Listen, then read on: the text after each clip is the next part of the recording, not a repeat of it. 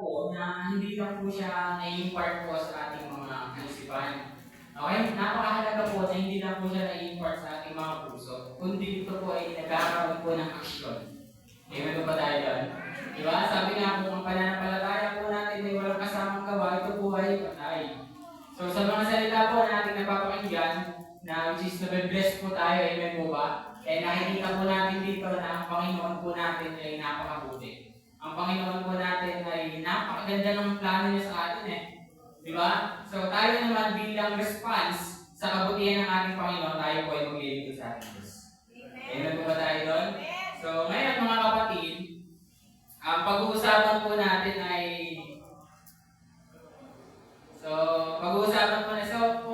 tanong ko muna, sino dito yung nakakabisado ng G12 core values? G12 core values. So, siguro hindi na po natin natatandaan. No? Pero ang pag-uusapan po kasi natin ay yung G12 core values number 8. Pero na kay Pastor, sino po nakakaalam nun? G12 core values number 8, mga kapatid, alam po ba natin nun? Maganda po. Ayan. So, sige na, huwag naman natin patagalin. Baka sumabog pa yung utak kakaisip. So, ang pag-uusapan po natin ay about equipping. So, sabi po kasi sa G12 core values number 8, mga kapatid, I love equipping. And ang nasa baba nun, training is my happy hour. Okay? Pwede po natin sabihin. Isa pa, I love equipping. Training is my happy hour. Diba? Sabay-sabay tayo. I love equipping and training is my happy hour. So sa tunay ng mga Kristiyano, mga kapatid, ang pag-aaral ng salita o pagsasagawa ng salita ng Panginoon o pagta-training ay hindi po halobat. So hindi po siya boring. Diba? Kung tayo sa ibang bagay na boring, pero sa tunay ng Kristiyano at mananampalataya ay hindi po boring ang pag-equip. Okay, mamaya makikita po natin kung ano ba talagang ibig sabihin ng equipping. Before that, ay punta po muna tayo sa ating pong teksto, sa ating pong pag-aaralan na verse. Okay, sabi po dito mga kapatid, from Ephesians chapter 4, verse 11. Okay, nasusundan po ba natin?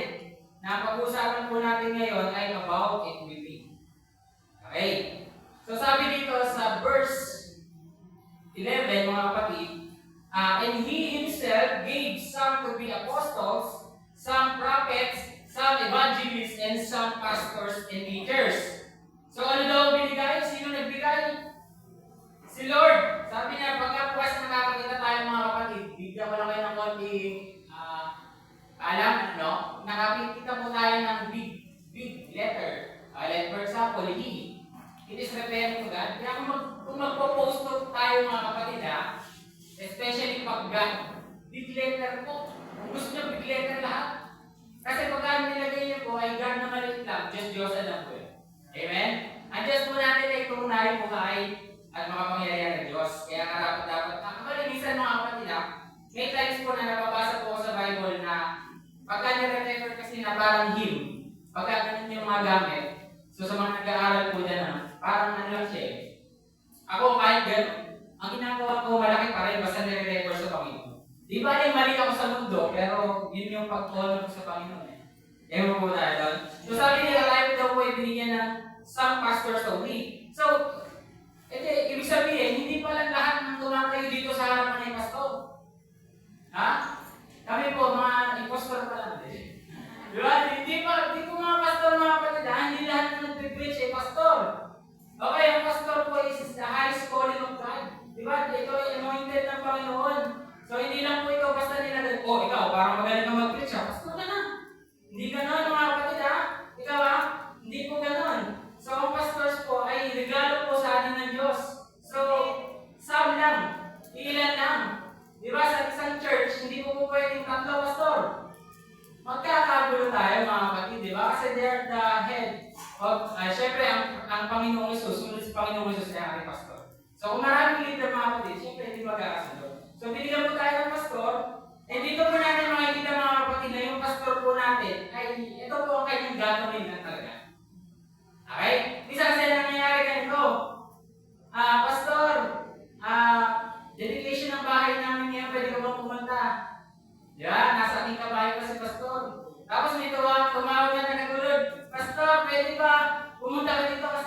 nasa likod ng demonyo.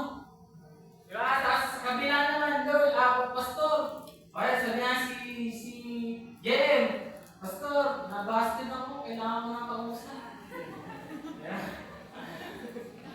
Pwede ka ba ngayon, pastor? Hindi mo pwede hingin ng kausap, pastor. Tama ba? Pero kung meron na equip, kung meron na gamit, kung meron na paggamit sa Panginoon, di ba kung meron na train? O ito, example si Renz, kung na-train ni pastor, di ba magpupulis ka, pumunta ka sa kulod, manghuli ka muna ng demonyo doon. O, di ba? So, ibig sabihin mga kapatid, napakahalaga na sa buhay natin ay natututo tayo na magpaibig sa ating Panginoon. Di ba? Napakahalaga po na tinutulungan po natin ang ating pastor sapagkat sila po ay hindi super pastor. Di ba? Sila po ay tao po, kagaya po natin. So, hindi po sa lahat ng panahon. Kaya huwag po tayo magtatampo. Di ba? Utang na loob. Huwag po tayo magtatampo, hindi po tayo isa na pagbigyan, hindi tayo napuntahan si pastor, di man ako inibitahan, di man ako kinaya. Tao! Tao ng mga kapatid, di ba? So, ibig sabihin dito mga kapatid, tayo po ay within ourselves. Di ba? Kung si Jay may na-equip, hindi na siya tatawag kay pastor. Saan siya tatawag kay Lord? Di ba? Sa Lord siya magpapa-comfort mga kapatid, hindi kay pastor kung siya ay na-equip. Kaya napakahalaga po mga kapatid, tayo po ay na-equip. Amen po ba tayo doon? So, bigyan ko kayo ng konting background sa church natin. Kahit na hindi naman talaga ako dito, sabihin natin na lumaki talaga or whatsoever. So, ang church po kasi natin mga kapatid, sa hindi po nakaabot, ito po ay hindi pa ganito. So, kung kayo po ay dati na, di ba, alam po natin kung ano yung tsura ng church natin. And by that time mga kapatid, na kwento lang din naman ni pastor kasi hindi ko naman din siya naabutan dito. So, siya po yung naabutan dito. So, kinukwento niya na ganito. Pagdating po kasi ng pastor natin dito, may mga musician. O, musician ko natin sa inyo para maalaman nila dito. So, mga musician po kasi that time, hindi ko naman nila lahat So, pero karamihan, Sabado ng gabi umiinom. Diretso. Kami kasi, umiinom kami pagkatapos ng tubig. Di ba sila kasi, ganun po kasi nadatnan. So, talagang sabihin natin na, sabihin natin na may mga hidden sin.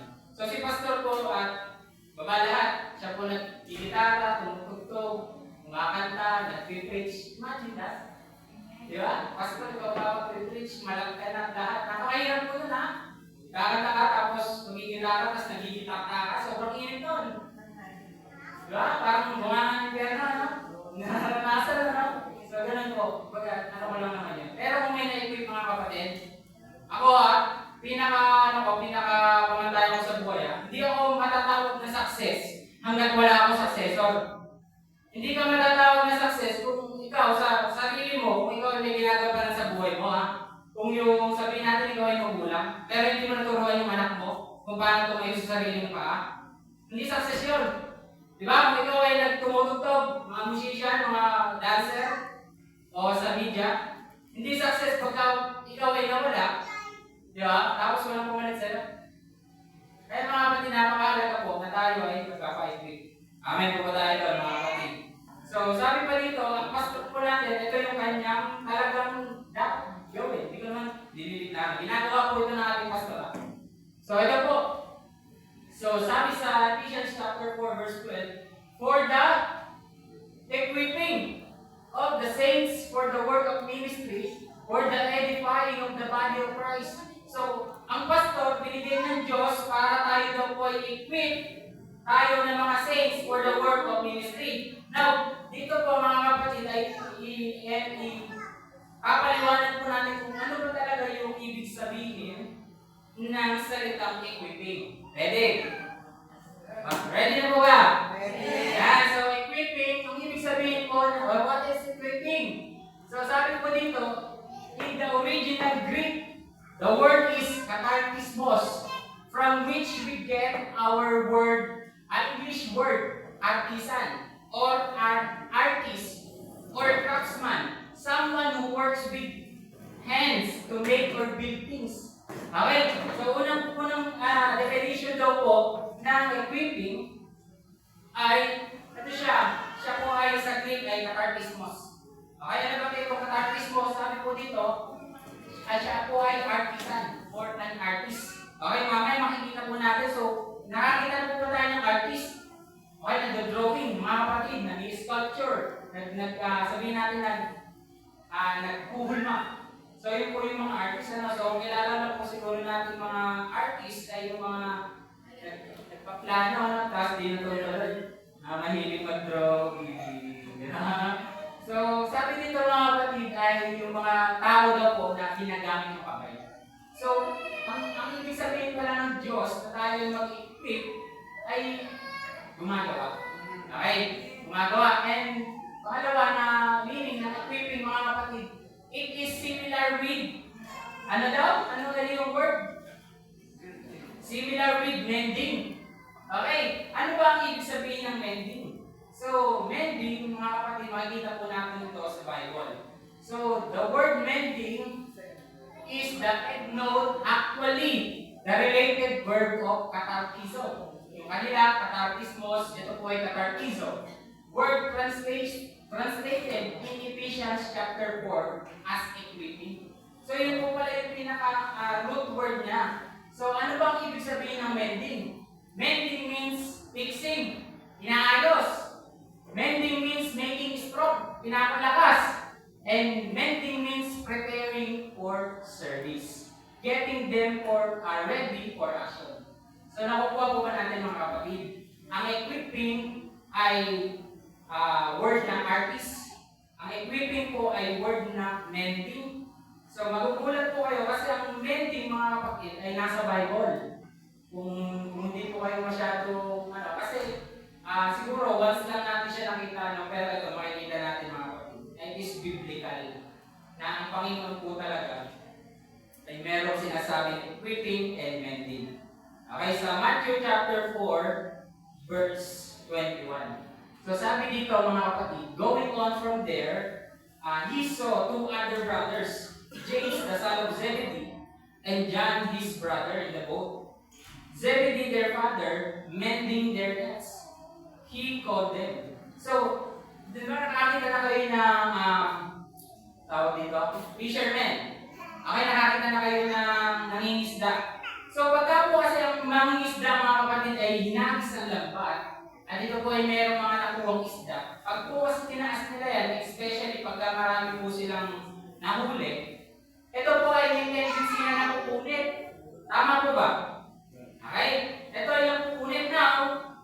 Nung sila po ay nasa bangka, so inaayos po nila ngayon, hindi po pwede na gamitin po nila ulit yun. Alam niyo kung bakit?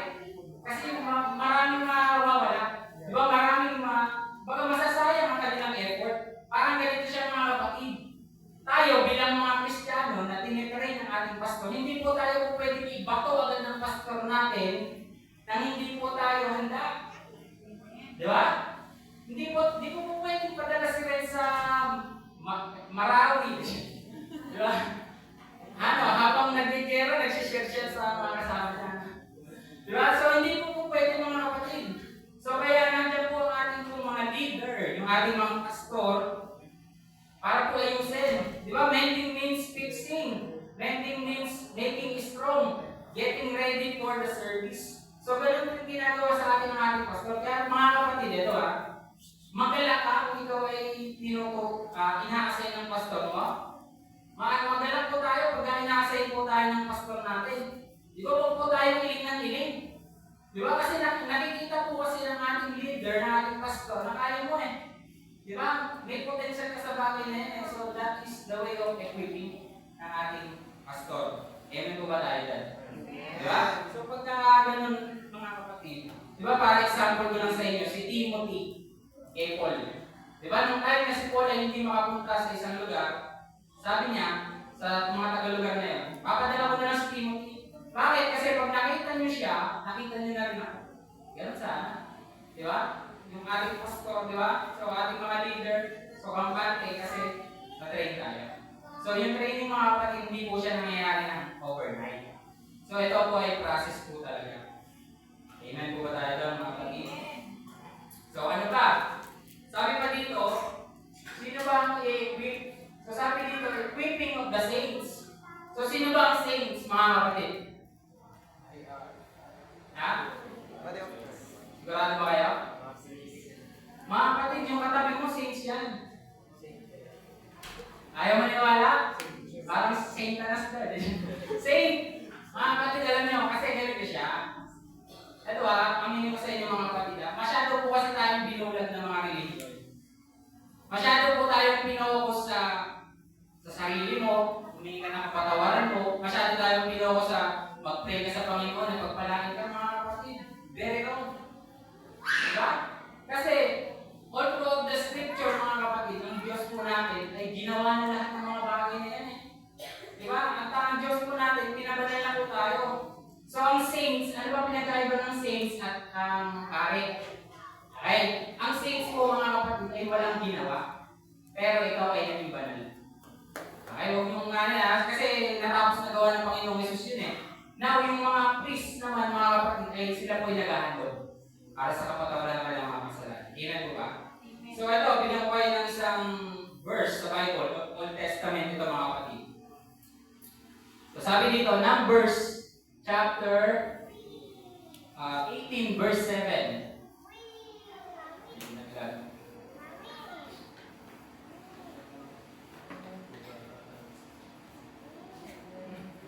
Yan. So, Numbers chapter 18 verse 7. So, mga kapatid, so sabi dito, but you and your sons with you shall attend to your priesthood. So, also dito sila Aaron. For everything concerning the altar and inside the veil. And you are to perform what? Service. So kayo daw po ay maglilingkod doon. And I am giving you the priesthood as bestowed service, but the outsider comes near shall be put to death. Now, gusto ko pong ibigay sa inyong background mga kapatid. Pag ikaw ay hindi pare at naglingkod ka sa Panginoon, mamamatay ka.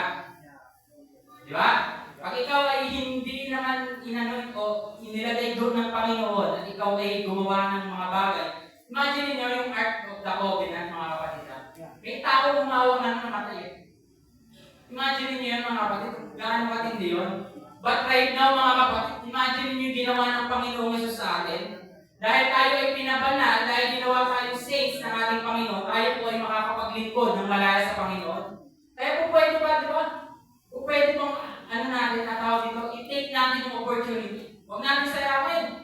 Di ba? Kasi pinabanal na tayo ng Diyos. Hindi na tayo nakagaya ng dati na mag-aalay ka pa ng sandamagma. Baka, muya, kambing. Ha? So, halad po natin mga kapatid dahil tayo ay binigyan ng Diyos ng kabanalan. Tayo ay nilinis ng ating Panginoon. Amen po ba tayo dyan? So ito, bigyan ko kayo ng isang quotation mga kapatid. Sabi dito, everyone can serve the Lord. Totoo naman, di ba? So makikita dati sa ibang mga religions, sa ibang mga churches, so they are serving the Lord. Tama ba? So, pero ito pa isa. But not everyone pleases the Lord. Di ba? So paano ko nasabi? Marami namang tao naglilingkod sa Panginoon. Di ba, meron nga tayo nakikita na nag-iikot sa bahay-bahay. May dala-dalang anak.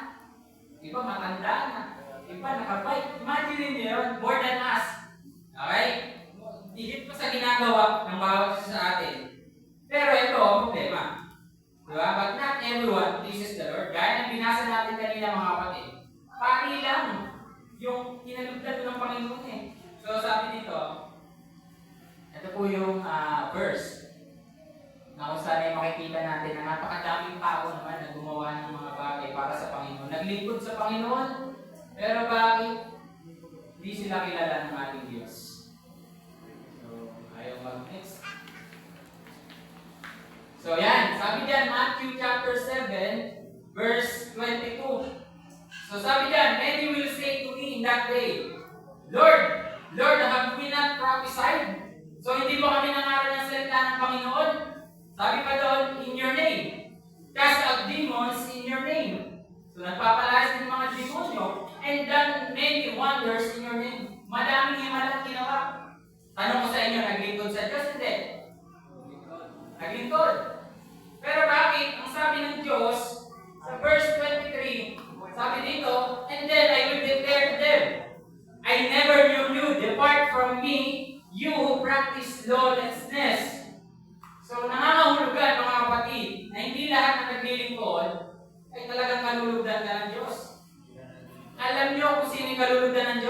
may Panginoong Jesus sa puso. Amen. Yung may Panginoong Jesus na yun yung kaya siya gumagawa ay dahil sa Panginoong Jesus at hindi bunga na sa kanyang sarili. Kundi dahil meron siya gustong mangyari. Yun po yung kaibahan ng mga kapatid. Kaya magalak po tayo. Tayo po ay talagang biniyayaan ng Panginoon. Isang pa ito sa 1 Peter chapter 2 verse 9.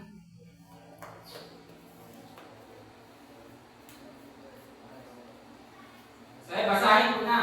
Sabi dito, but you are chosen race. Kayo po ay chosen generation, a royal priesthood. So, maharlik kang pari, a holy nation, a people for God's own possession, so that you may proclaim the excellencies of Him who has called you out of darkness into His marvelous light. So, ikaw, ako, tayo daw po ay pinili ng Diyos bilang para maging maharlik kang pari. Okay? Para maging kanya at para daw ipangaral o i-proclaim yung kanyang kahangahangang Diyos. So, ano yung dapat natin gawin? Di ba? Dahil tayo daw po pinili. So, by the way, yung kausap ko dito mga kapatid, yung mga Gentiles, mga Asian. So, hindi po ito para sa mga Diyo. Para po ito sa atin mga kapatid. Dahil tayo daw po ay pinili ng ating Diyos. So, dapat daw po ay ipahayag natin ang kanyang mga kahangahangang Diyos. Amen po ba tayo doon? Amen. So, by the way mga kapatid, ito po ay foundation pa lamang. Ito pala po ay introduction pa lamang. So, di ba po tayo nagsisimula? Mga kapatid, gusto ko na maintindihan natin na we have pastor. Ang gawain ng pastor ay ma-equip tayo. At para tayo ma-equip, kaya tayo na-equip dahil tayo po ay mga saints ng Diyos, mga binabanal ng Panginoon. So, ito, Hebrews chapter 6, verse 20. Basahin po natin. So, sabi dito, where Jesus has entered as a forerunner for us, having become a high priest forever, according to the order of Melchizedek. So, kilala po ba natin si Melchizedek? Oh, priest. Diba? Ito po ay nasa Old Testament. Most of the time, pagka tayo ay sinabihan ng pari, ang nasasabi natin ay si Coco, si Aaron. Si Aaron, tama ba? Si Aaron. So, sino pa yung mga kilala natin mga pari sa Bible? Most of the time, hindi natin kilala eh. Si Melchizedek, hindi natin masyadong kilala. Diba kasi, doon lang siya tayo nagpakita eh. Doon lang siya nabasa, diba? So, sino pa kilala niyang pare? Si Pope Francis. Di pala yan ano. So, si Melchizedek mga kapatid. So, bakit sinabi ng Diyos na in order for, according to the order of Melchizedek? Now, medyo bibigyan ko lang kayo ng background mga kapatid kung sino ba talaga si Melchizedek. Yan. So, si Melchizedek mga kapatid ay priest of the Most High God. O yun po yung tinatawag natin na El Elyon. So, siya po ay hari din. King of Salem, na tinranslate na King of Righteousness, King of Peace, no genealogy, no beginning and ending. Sa Bible basahin niyo po sa Hebrews chapter 7 para makita niyo kung ano yung pagka-define o definition ni Melchizedek. Okay, bakit dun inihambing ng ating Panginoon? Dahil po ang Panginoong Jesus, siya po yung nauna sa dakong kabanal-banalan. Siya po yung high priest natin. Di ba siya po yung gumawa ng lahat ng bagay para po tayo ay maging kalugod-lugod sa Panginoon. Sapagkat lumalabas mga kapatid, kung ikaw ay walang Panginoong Jesus sa buhay mo, lahat ng gagawin mo sa Diyos, mabaho. Lahat ng gagawin mo sa Diyos, walang kabuluhan, walang kwenta. Di ba? Kaya lang nagiging mabango sa amin yung ginagawa natin sa Panginoon dahil sa Panginoong Jesus. Dahil sa ginawa niya sa krus ng Kalbaryo, dahil sa dugo ng Panginoong Jesus na binigay sa atin. Amen po ba? Hindi dahil sa atin. So yan po yung sinasabi ng salita ng Panginoon. And ito, isang bagay lang naman pag-uusapan natin eh. So, dako na tayo, no? So yan. Ito lang naman eh. Bakit pa kailangan i-equip? Because we have the work of ministry. So meron pong kailangan gampanan, meron pong dapat gawin. So, sa totoo lang mga kapatid, ito bigyan po kayo ng konting, diretsahan na tayo eh. Kasi dito naman tayo sa church. Ang ministry po natin, may worship ministry, may dance ministry, di ba? Merong cell group, ministry po yan. Kung ikaw ay nag-invite sa cell group, ministry po yan. Di Di ba? Kung ikaw ay, sabihin natin na kung ikaw ay magulang, tinaakan mo yung anak mo sa simbahan, masasabi po natin ministry yan. Di ba? So yung mga bagay natin na ginagawa mga kapatid, this is our ministry to the Lord. Di ba? Dapat po ay ginagampanan po natin ito sa ating Panginoon. So totoo naman, sa ministry po talaga, hindi naman po talaga madali. Di ba? Imagine mo work, may madali mong trabaho, may madali mong ginagawa, kahit na itong mga kadal, napakahirap. Na-experience ko kahapon kasi wala kaming practice kahapon, ano? Nasa bahay lang ako magdamag, ang hirap. Hindi ako sanay walang ginagawa. Diba? Sumasakit yung katawan ko. So, even yung ganung bagay na hirap. So, ibig sabihin, hindi naman talaga madali eh. It will take your time, pressure, it will take your talent, diba? Yung strength mo, talagang ilalaan mo. Pero, ang good news mga kapatid, it is worth it. Hindi po ito mawawalang kabuluhan. Ang good news po mga kapatid ay lagi ka sasamahan ng Panginoon. Diba? Sa ginagawa mo. So, yun yung kagandahan mga kapatid. Kaya napakahalaga talaga na we have to involve in ministry mga kapatid. Tama tayong buhay. Diba? So, ito masakit kasi sa katotohanan ay patawarin niya mga kapatid. Masakit na katotohanan mga kapatid. Tagal na natin sa simbahan pero di pa tayo hindi pa natin kaya mag-share ng gospel. Tama ba? Di pa natin kaya magpatanggap. Di ba? Di natin kaya mag-share. Di natin kaya mag-share yung salita ng Panginoon. So, alam niyo mga kapatid, wala naman pong overnight. Kaya mo agad eh. Process po talaga. Di ba? Masasanay ka din dyan. Di ba? Kung hindi ka pa marunong, napakadami po natin yung mga leader, pastor natin, kaya po tayong tulungan sa mga bagay. Diba? Kasi napipigilan na tayo eh. Kahit ba nahihiyalan tayo. Pero mga kapatid, doon po kasi tayo tinawag ng Panginoon. Okay po ba? Kaya po ba tayo doon? Doon tayo tinawag eh. Hindi yun yung gagawin natin. Amen. Alam ko mga kapatid, medyo nagtatalo sa isip nyo. Pero pray lang natin sa Panginoon. Now, dito na po tayo sa ating pag-aaral. Okay, start na tayo. Ano? So, itong tao na ito mga kapatid, maybe hindi siya masyadong kilala. Kasi mabilis lang siya ano eh. Ha? Pero napakalaki eh, na ginawa niya sa Old Testament mga kapatid. So, siya po si Bezalel. Ay, kilala mo natin si Bezalel. Okay, sino ba si Bezalel mga kapatid? Diba? Minsan din na, kasi ganito siya. Minsan kasi ang nanonotice lang natin yung building. Ha? Nanonotice lang natin kung ano yung ginawa. Pero yung gumawa, hindi natin nanonotice. Tama ba? Minsan hindi natin nanonotice sino ba gumawa dito sa church, sa Tata Frank, sa Kuyang Boy. Ganun naman talaga eh. Pero napakalaki po ng tulong ng mga gumawa. At ang kanyang mga ginawa mga kapatid ay ito lang. So, ang ginawa niya po ay tabernacle, Ark of the Testimony, table for the showbread, gold lampstand, dami. Diba? Siya lang ang gumawa na, meron po siyang mga katulong by that time. So, sino ba si Bezalel? At paano ba natin siya maikutulan sa ating pag-iumpip sa ng Panginoon? Amen po ba tayo doon? So, sabi dito, Exodus chapter 3, verse 1 to 2. Sabi niya, then the Lord spoke to Moses, saying, see, I have put by name Bezalel, the son of Uri, the son of Ur, the son of the tribe of Judah. So very specific mga kapatid, ano? Pero gusto kong makita niyo mga kapatid, na before anything else, ang kinakausap ng Panginoon o ang sinasabihan ng Panginoon is no other than Moses. Ito siya, sa atin pong ginagalawan sa church mga kapatid, hindi po pwede magpangungunahan ng pastor. So, ito sabi sa akin, Lord eh. Di ba? Ba't di sinabi sa kanya? Di ba? Unang ginawa dito ng Lord, ito po ay sila po ay nasa Mount Sinai. Okay, 40 days po sila doon. If I'm not mistaken. Kausap po ni Lord si Moses. So, sabi niya, ay, kasi dito po, nung time na ito mga kapatid, dito po sinasabi ng Panginoon kung ano yung gusto niyang gawin. O ano yung gusto niya ipagawa. Okay? Naintindihan po ba natin? Dito po yung time na sinasabi ng Lord na ganito gagawin mo, ganito yung mangyayari, ganito yung sukat, ganito yung nangyayari,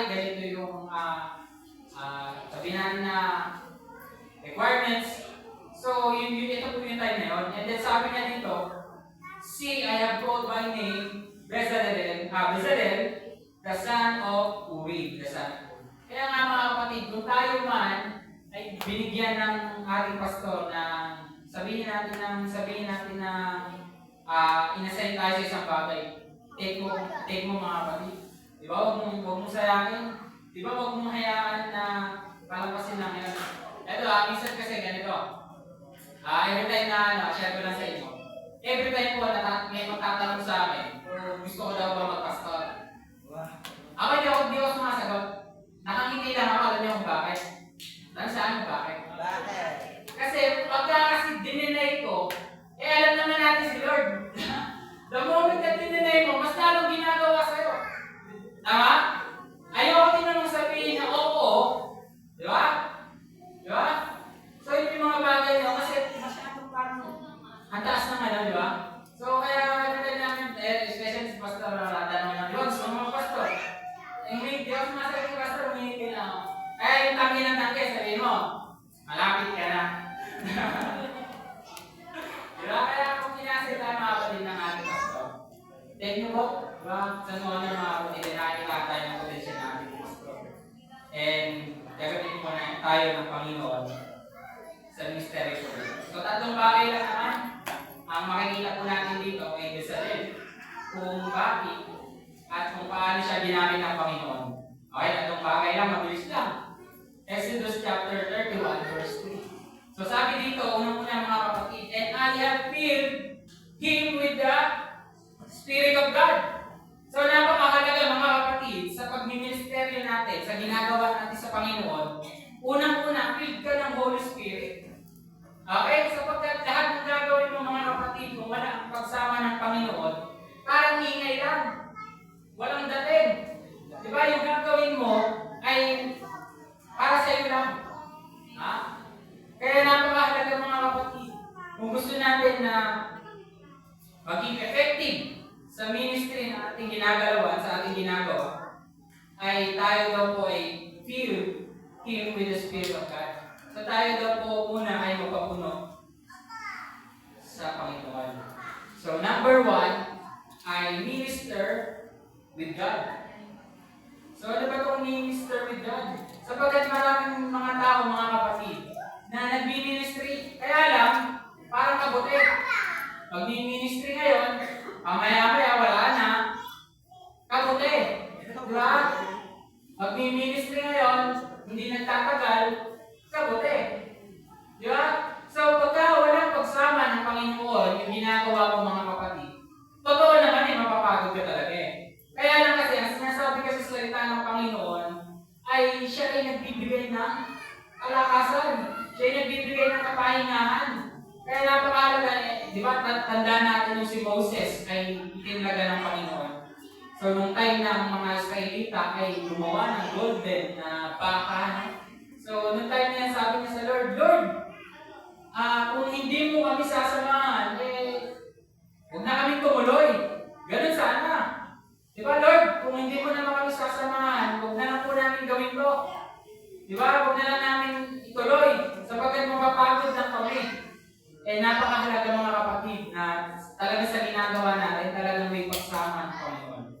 Amen po ba? Kung gusto natin maging effective at maging kagamit-gamit sa Panginoon, napakahalaga po na tayo po ay miniministeryohan ng Diyos at hindi lang sa mga sarili natin mga kapatid. So, saan ba tayo miniministeryohan ng ating Panginoon? Miniministeryo lang po tayo ng Panginoon sa apat na bagay lang naman. So, sa ating isip, tayo po ay miniministeryohan ng ating Panginoon pamamagitan ng kanyang mga salita. So, yung salita po ng Panginoon, mga kapatid, i-take po natin na talaga magpapalakas po talaga yan Di ba yung salita talaga ng Panginoon, yan po talaga yung mag-remind sa atin.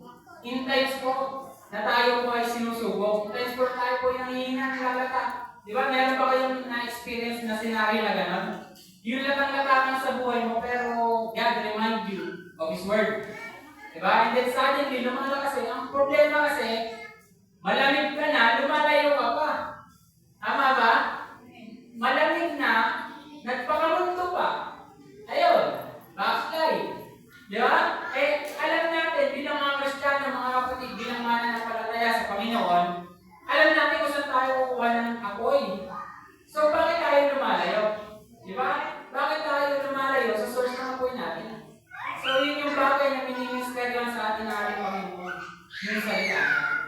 And isa pa, nagmi-ministeryo din sa atin ng Panginoon sa pamamagitan po ng pag-ibig niya. Naranasan niyo na ba mapabayaan ng Panginoon?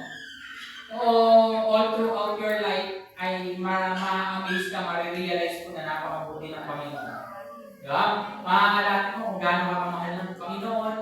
So, isang bagay yun, nagmi-ministeryo sa iyo Panginoon. Diba? Nakakaalala mo yung ginagawa ng Panginoon, ay nararamdaman mo yung pagmamahal niya. Amen po ba tayo? Kaya mga kapatid, kaya hindi mo papansin, ang pinaka-hinahanap kayo ng mga kabataan, pag-ibig. Bakit wala lagi sa bahay? Kasi laging galit si nanay, laging galit si tatay, kaya gusto lagi sa labas. Diba? Hindi maramdaman yung pag-ibig, pero sa ating Panginoon, kaya hindi aalis sa Panginoon kasi nandun yung pag-ibig. Diba? Sa kanya mo nararanasan eh. Kaya yun talaga, diba? Kaya babalik-balik ka talaga sa Panginoon dahil sa pag-ibig niya. And pangatlong bagay na nag-minister sa atin, Panginoon, is yung presensya ng Panginoon. Diba? Yung time na, especially sa mga nag-aaral, struggle yan. Lalo na pagka mag-prelim.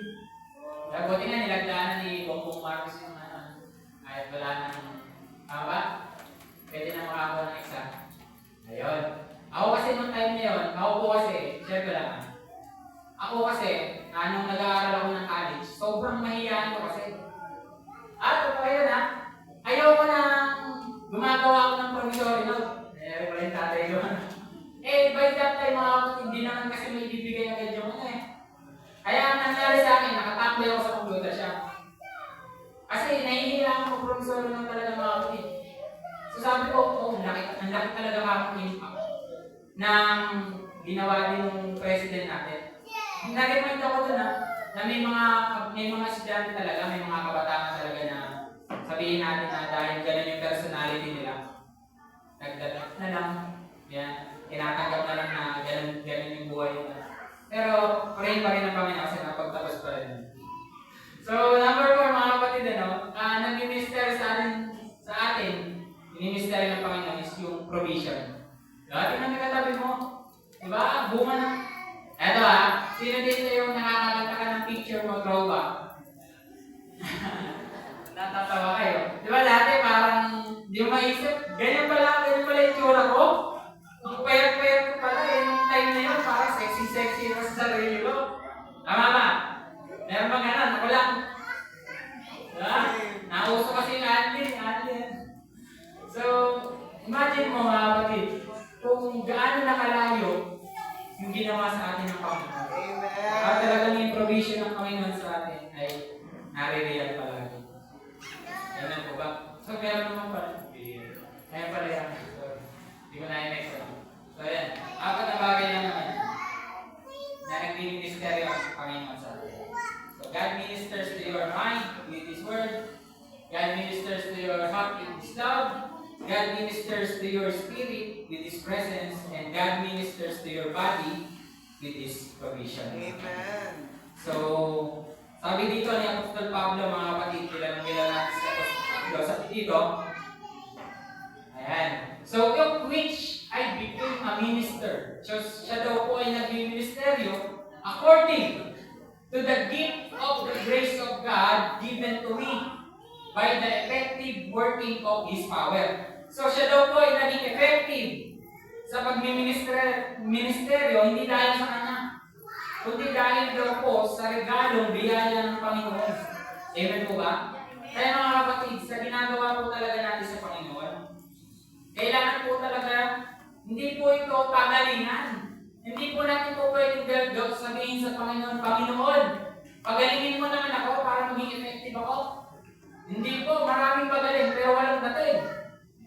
Diba? Maraming tao na maraming alam pero ba't gano'n? Walang dating. Because it is not, diba, God's work, mga kapatid. Hindi po ito yung pagsama ng Panginoon. So, dapat po talaga na ipanalangin natin sa Panginoon na Lord, samahan po. Amen. Diba? Lord, pangunahan mo po ako. Lord, yung gagawin ko na ito ay inaalay ko sa iyo at ito ang inaasahan ko. So, ganun po dapat pala yung ating pinapanalangin sa Panginoon na hindi po natin kaya sa ating mga sarili. Di ba? May times po, lalo na pagka kayo po ay nag-share, may times po na handang-handa ka pinagandaan mo lahat, pero walang dating. Pero may times na hindi mo naman pinagandaan, pero ba't mo yan? Di ba? So, it is the power of the Holy Spirit, mga kapatid. Kaya napakahalaga po sa ginagawa po natin, may pangunguna ng Panginoon. Amen po ba tayo doon? Amen. Sa una, so, minister with God. And sabi dito, tuloy natin, sabi dito, in wisdom, in understanding, in knowledge. So, ano ba ibig sabihin? Ito, mga kapatid. So, sa mundo po kasi natin, mga kapatid, meron dalawang wisdom. Okay? So, hindi po wisdom code. So, may dalawang wisdom. So, number 2, mga kapatid, na dapat natin gawin sa pag-minister natin ay we have to minister with wisdom, mga kapatid. Meron po kasing dalawang wisdom mababasa natin sa Bible. So, sabi dito sa James 3:13. So, but if you have bitter envy and self-seeking in your hearts, do not boast and stand against the truth. This wisdom does not descend from above, but is earthly. So, meron daw po earthly na wisdom.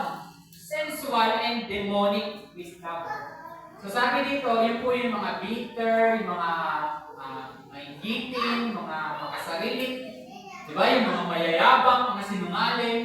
Yun daw po ay wisdom din naman. Kaya lang, demonic or earthly wisdom. And sabi dito ng Panginoon, but if you, 17 na pala, no? So, sabi dito, verse 17, but the wisdom that is from above is pure, then peaceable, gentle, willing to yield, full of mercy and good fruits, without partiality and without hypocrisy, mga kapatid. Yung po pala yung earthly wisdom, mga kapatid. So, pansinin natin, di ba may mga tao na nakikita tayo na masagana buhay. Tama ba? Mababasa po ito natin sa may aklat po ni, hindi ko alam kung ano siya, pero sa kwento ni Jabez. Okay? So, kung makatandaan niyo yun, parang nagre-reklamo siya sa Lord, Lord, bakit yung mga gumagawa ng kasamaan, di ba? Bakit yung ganito, yumayaman, sumasagana? Bakit kami na tapat sa iyo, naglilingkod sa inyo, ay ganito buhay namin? Pwede ba ako nangingin na isang tao? Tao, babae, di ba? Sabi ng Diyos, parang ganito siya. Ito, sabihin natin na ito ay may earthly wisdom. Okay? Sabihin natin na ako ay merong godly wisdom. Okay? So, talikod ka. So, parang ganito daw siya, mga kapatid. Parehas naman ang wisdom. Okay? Ito yung maman. Kaya lang, yung pupuntahan niya, maglakad ka pupunta sa Brad. Yung pupuntahan niya kapahamakan. Pero yung wisdom na heaven o godly wisdom ay papunta sa eternity, mga kapatid. Okay? Thank you. Diba? So yung sinasabi ng Diyos na sabihin natin na siya nga ay sumasagana pero yung resulta hindi end, mga kapatid. Hindi same. Okay? Nag-gets ba natin? Diba? Sabihin natin na may sumasagana. Kung sino pa nga yung edukado. Diba? But Lord, ba't ganun? Dito natin makikita, mga kapatid, na meron din tinatawag na earthly or demonic wisdom. Pero sa mga Kristiyano, dapat po tayo po ay may heavenly or godly wisdom. Amen po ba tayo doon? Meron dalawang nagpaligsahan, mga kapatid. So, si Jeric at si Jericho, nagpaligsahan sa gubat. So, sila po ay may dalang axe o palakol. Palakol, ano?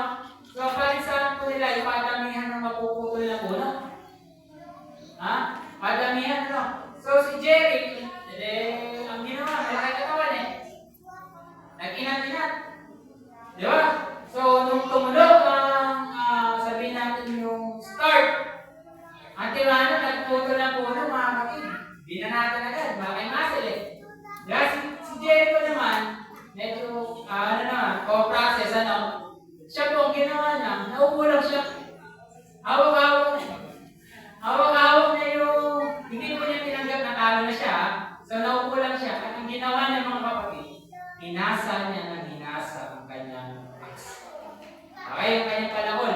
Now, nung magtatanghali na, si Jericho ay pagod na, at siya ay nakakadalawang puno pa lang. Si Jericho patapay, maghapon to mga kapatid eh. So, nung tanghali, dahil nakita ni Coco, ni Jericho, na sobrang talim na ng kanyang axe, doon na siya nagsimula. Kaya bawat hataw niya sa puno, photo lang kamay niya, di ba? Photo lang puno. Yeah?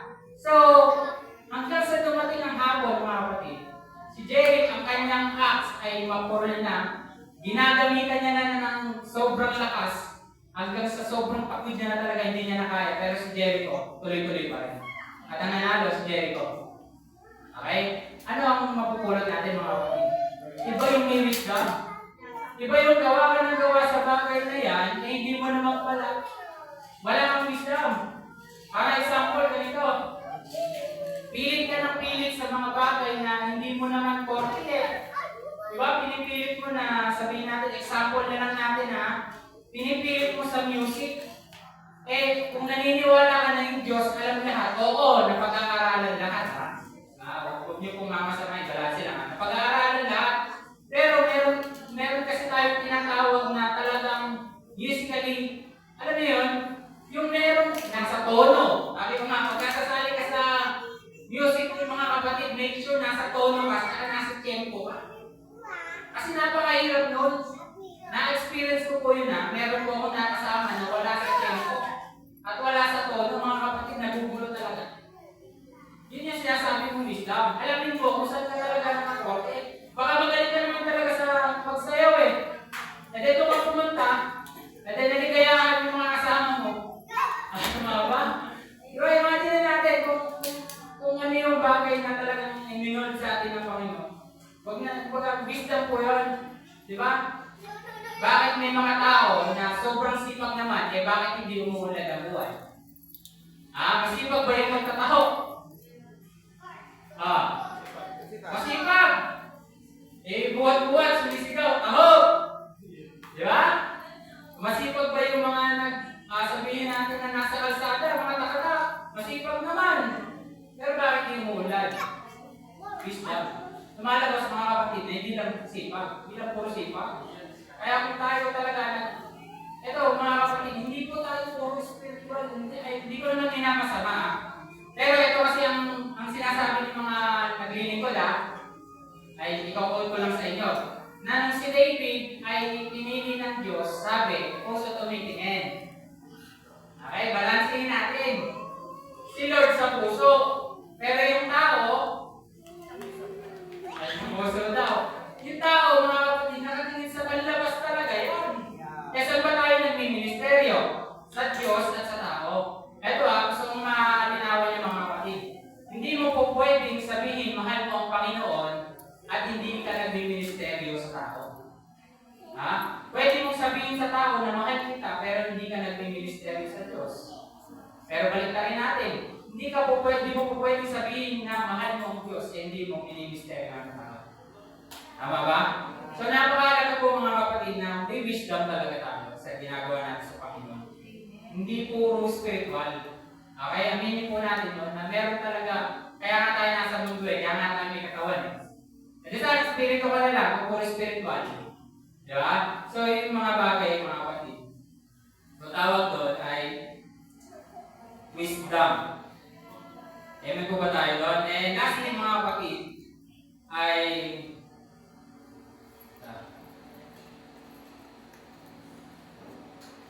and lastly ay sabi dito, all manner of workmanship. So ano ba yung sabihin ng workmanship mga kapatid? So remind natin, ang una ay minister with God. Pangalawa ay minister with wisdom. And pangatlo mga kapatid, we have to minister with workmanship. So ang ibig sabihin po ng workmanship mga kapatid ay skillfully. Okay? O talagang ikaw ay bihasa sa mga bagay na yan. So, doing your best. So, meron pa akong nakitang translation na ang ibig sabihin ng workmanship, mga kapatid, ay you have a purpose, may plan. So, huwag mo sisimulan yung bagay na hindi mo naman kaya tapusin ng gadulo. Huwag mo liligawan kung hindi mo naman papakasalan. Yung mga bagay na gano'n, mga kapatid, huwag natin uumpisahan yung bagay na hindi naman natin kayang pakatawan. Diba? So yun yung ibig sabihin ng workmanship. Meron tayong nakikita, meron tayong tinatanaw. Diba? Meron tayong ginagawa. Napakahalaga po nun. Na, eto, kaya ako dinidisciple itong tao na to, kaya ko siya tinuturuan, binibigyan ko ng atensyon kahit kabisote, kasi nakikita ko na gagamitin ko ng Panginoon. Amen. Amen po ba? Nakikita ko na someday, ito ay tatayo sa ministeryo ng Diyos.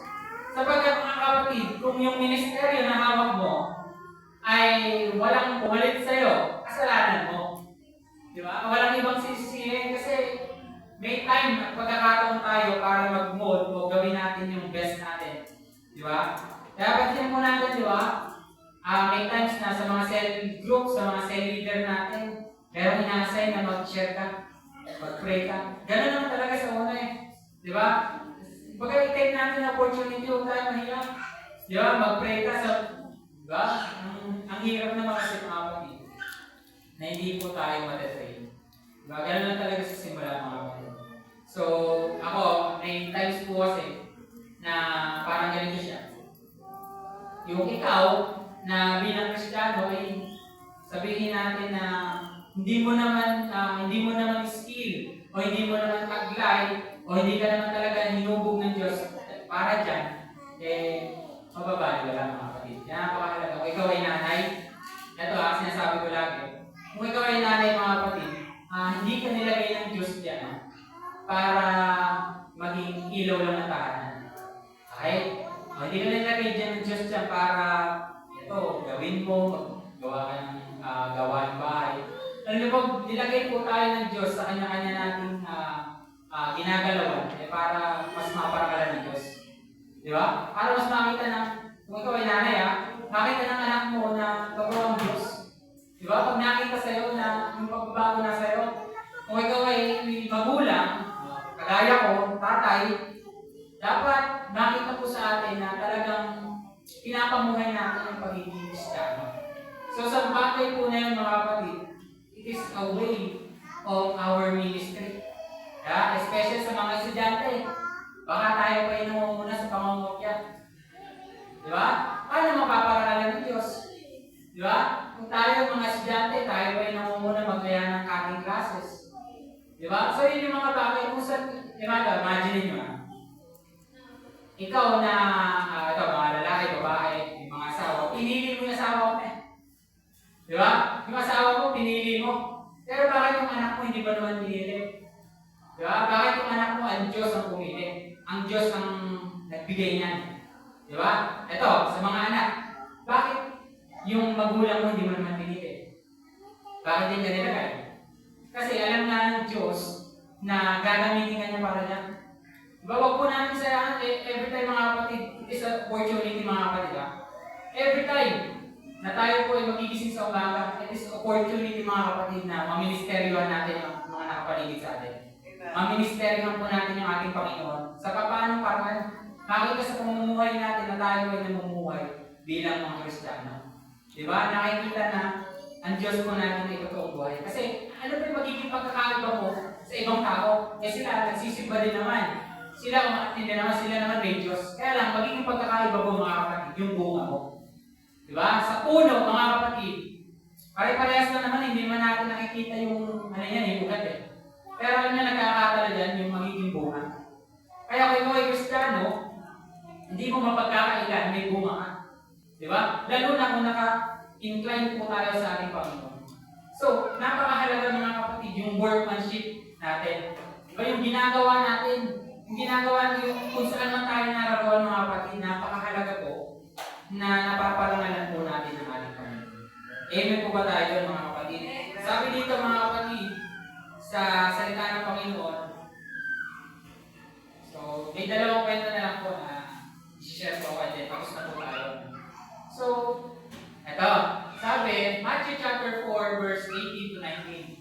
And Jesus walking by the Sea of Galilee, saw two brothers, Simon called Peter and Andrew his brother, casting a net into the sea, for they were fishermen. Then he said to them, "Follow me and I will make you fishers of men." So nakikita niyo yung pagkakasunod-sunod. Dahil sila po ay fishermen, ang sabi ng Diyos sa kanila, follow me, and I will make you fishers of men. Ito naman isang verse pa. Sabi dito ng Panginoon, Luke chapter 10, verse 2. Then He said to them, the harvest truly is great, but the laborers are few. Therefore, pray for the Lord of the harvest to send out laborers into His harvest. Now, anong pagkakaiba mga kapatid? Hindi niyo ba napapansin, ang Panginoon, tinatawag ka niya, let's say ikaw ay, fisherman. Example natin fisherman. So ano sabi ng Panginoon? Kinonvert na. And I will make you fishers of men. But sa kabila, ang sabi ng Panginoon, the harvest is truly great, but the laborers are few. Alam niyo kung bakit? Kasi ang kausap ng Panginoong Jesus that time ay yung 70 na pinagpangalan niya. Di ba? And most of them, mga kapatid, ay laborers. Okay? So bakit si Simon or Peter and Andrew, sabi fishers of men. So nangangahulugan mga kapatid, kung saan ka naroon, yun din yung gagamitin ng Panginoon. Bakit sila din sinabing fishers of men? Fishermen Bakit sila sinabing laborers to harvest? Laborer. Mga kapatid, kung ikaw ay magulang, huwag mo sabihin magulang ka lang. Meron kang authority over your children, over your sons and daughters, mga kapatid. Gamitin mo yung authority na yan para mas makarangalan mo ang Panginoon. Kasi hindi ka naman nilagay ng Diyos dyan by accident. Okay? Alam ng Diyos na you will become a great mother para sa akin. By the way, Happy Mother's Day sa inyong lahat, mga nanay. Salamat sa mga buhay niyo kasi kung wala kayo, wala kang sa mundong ito. So, nilagay kayo ng Diyos Yung mga anak huwag sasabihin anak lang ako. Di ba? Kaya kayo nilagay ng Diyos na kung kayo ay una, especially nakakilala sa Panginoon. Nilagay kayo dyan ng Diyos kasi alam ng Diyos na magagamit na kayo mightily para makakilala sila. Amen? Para sila ay maligtas din. Di ba? Pansin po natin sa Luke chapter 8. Di ba? Meron doon mga kapatid na passage na about the parables. Okay? Ang sabi doon, unang parables po ng Panginoong Jesus ay yung the lost sheep. Bakit the lost sheep? Kasi po ang Panginoon ay shepherd. Tama ba? Sheep yung kanyang inilarawan dahil siya ay shepherd. Pangalawa, ay merong babae. Okay? Ang babae ay nawawalan daw po siya ng coin. So ano yung hinanap ng babae? Coin. Pangatlo ay the lost son. Ang kwento po doon, merong isang tatay, may dalawang anak, yung isa nawala, yung isang anak hinanap. So nangangahulugan mga kapatid, kung nasa ka nga ngayon, di ba? Kung ano yung ginagalawan mo, kung ikaw may natatrabaho mga kapatid, gawin mo yung bagay na yan para maparaya ng Panginoon. Di ba? Kung ano yung bagay na pinagkatiwala sa iyo ng Panginoon, baka kasi ang nangyayari, ikaw pala hindi. Ikaw ang Kristiyano. Meron naman natin sa isang opisina, kung sino pa yung laging nag-church, kung sino pa yung malapit, puno sa Panginoon, bakit sila pa yung ugali at gaspang-gaspang. Ano ba naririnig na gano'n? Di ba? So, bilang tayo ay mga Kristiyano, mga kapatid, ministry yung ginagawa natin. Di ba? Ministry ginagawa natin sa kapwa natin. Na pinapakilala natin ang Panginoong Jesus na siyang nagbabago ng buhay natin. Amen? Na pinapakilala natin ang Panginoon sa ating mga anak. Di ba? May authority tayo mga kapatid. Magagawa natin yung tulong ng Panginoon. Basta lagi lang natin una ay tayo yung laging samahan ng Diyos. Pamiminister tayo sa Panginoon. Pangalawang, minister with wisdom. Para po ang lahat ng ginagawa natin mga kapatid ay maging all is well. Okay? Ang ginagawa natin ay hindi maging burden. Ang ginagawa natin ay maging maayos para sa Panginoon. Sapagkat naniniwala tayo na ang Diyos po natin ay Diyos ng kaayusan. Amen po ba? And thirdly, mga kapatid, ay we have to minister with workmanship. Kung nasaan tayo, kung saan tayo nilagay ng Diyos, ay huwag na tayong malis. Di ba? Sabihin, doon tayo magpagamit sa Panginoon. And sa Panginoon naman po, wala naman po imposible. Lastly, mga kapatid, kung bakit tayo magpapagamit sa Panginoon is dahil ikaw, mga kapatid. Dahil, for the equipping of the saints, for the work of ministry, for the edifying of body of Christ. So kaya naman natin ito ginagawa mga kapatid kasi gusto natin na yung gawain ng Panginoon ay lumaganap. Di ba? Ang gawain ng Panginoon ay, by the way, yung edifying mga kapatid is to build mga kapatid na lumago, lumaki. So bakit pa tayo nagpapagamit sa Panginoon? Kasi gusto natin na tayo po ay hindi lang naman sa dumami, kundi mas marami pang makakilala sa Panginoon at mas maparangalan pa natin ang Panginoon. And gusto ko lang i-share sa inyo mga kapatid yung nangyari sa Acts. Di ba? Kung mapapansin po natin, Acts chapter 2 verse 42 yata, hindi ako nagkakamali. Na makikita po natin doon na yung mga Kristiyano ay talagang sama-sama gumagawa. They are fellowship, every day meron ginagawa sa church, meron nag-preach, diba? Meron nagbabaptize, meron nag-worship, nag-pray. So ganun po talaga ang function talaga ng church. So dahil tayo po ay church, tayo po ay templo ng Diyos mga kapatid, ay huwag po natin gawing accepted yung sarili natin. Okay? Tayo po ay isa sa mga gagamitin ng Panginoon para sa mga next generation. Para mas lumagana pa yung salita ng Panginoon, para mas marami pong gumagamit ng ating Diyos. Amen po ba tayo ng mga kapatid? And I believe na bawat isa po sa atin ay alam nyo, ikaw at ang Diyos lang din naman ang nakakaalam niya. O alam nyo, huwag nyo isipin yung edad. Diba? Minsan kasi parang isipin natin, matanda na ako. Di ba pwede kay pastor na lang yan, sa mga kabataan na lang. Hindi po. Diba? Ang gawain po talaga namin sa Panginoon ay mahihinto na lang yan pag nasa langit na tayo. Ito ang music team, worship team, mga kapatid. Alam niyo ba na yung ministry natin ay hanggang sa langit meron? Diba? Kasi pagdating mo sa langit, magpupurin pa rin tayo sa Panginoon. Diba? Wala namang aral siguro na naman. Kasi lahat na ligtas na tayo ngayon. So, ibig sabihin mga kapatid, kung ano may ginagawa natin sa Panginoon.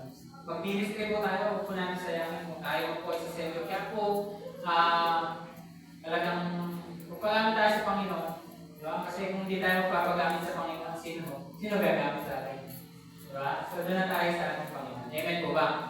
Amen. Sige po, tayo po tumayo, tayo po yung nalang sa ating Panginoon. Yes, Lord. Salamat po, Panginoon, sa oras po na ito.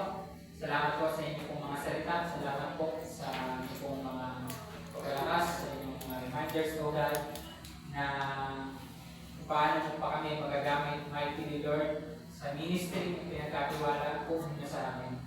Nalangin ko po, Panginoon, na ang mga salita po na ito ay seryohan po sa puso ng bawat sa amin. Nalangin po namin na magkaroon po ito na application sa buhay ng bawat isa sa amin at upang ikaw ay aming maparangalan, ito ay malugod. Kung saan mo kami dinala, nilagay, O Diyos, naniniwala po kami na it is not by accident, Lord. It is your will, Panginoon, kung bakit kami nandoon, kung bakit mo kami dinala sa pamilya, kung bakit mo kami nilagay sa trabaho na meron kami, kung bakit mo po kami dinala sa church po na ito. We believe, Lord, na ang lahat ay nakaayon sa dakilang plano mo sa buhay sa bawat sa amin. Maraming salamat po, Panginoon, at patuloy po kung pinapanalangin po namin na ang body of Christ ay patuloy na lumaganap. Pinapanalangin po namin na mas marami pang mga tao ang makakilala po sa inyo bilang Panginoon at Pagligtas. Patuloy po na ang bawat isa po sa amin ay naniniwala na nananampalataya dahil sa ginawa po ng aming Panginoong Jesus. Ang lahat po ng aming gagawin sa inyong harapan ay nagiging mabawang sabyo at nagiging mabuti sa inyong paningin dahil po sa aming Panginoong Jesus. Patuloy po na sa araw po na ito, tuloy pong pagpalain buong maghapon at sa araw pa na darating, at sa araw na linggo na darating ay bigyan niyo din po kami ang bawat sa amin ang kalakasan sa mga nagtatrabaho. Pinapanalangin ko din po sa mga naghahanap buhay ng Diyos. Ang lahat ng ginagawa namin, gaya ng sinasabi ko sa salita, we can do it for the glory of God. Kaya Panginoon, nais ka po namin paglikuran, pasalamatan, sa bahid sa aming mga buhay, sa pamamagitan ng pagministeryo,